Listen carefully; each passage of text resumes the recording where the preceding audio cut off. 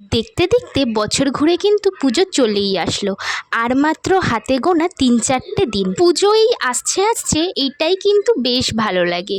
আসলেই তো ৩-৪টে দিন যেন কিভাবে কেটে যায় সেসব তো আর বলারই বাইরে। তাও তো এখন মহালয়ার দিন থেকেই অনেকে ঠাকুর দেখা শুরু করে দিয়েছে, আর আমার তো এখনো জামাই কেনা হয়নি। কি সমস্যা!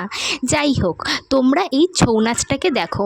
এইগুলো ফোনে দেখার থেকে, ক্যামেরায় দেখার থেকে সামনে নিজের চোখে দেখার আবেগ, ভালোবাসার সৌন্দর্যটাই আলাদা। তোমরা কারা এই নাচ নিজের চোখে দেখেছো আমাকে কিন্তু অবশ্যই কমেন্ট করে জানাবে।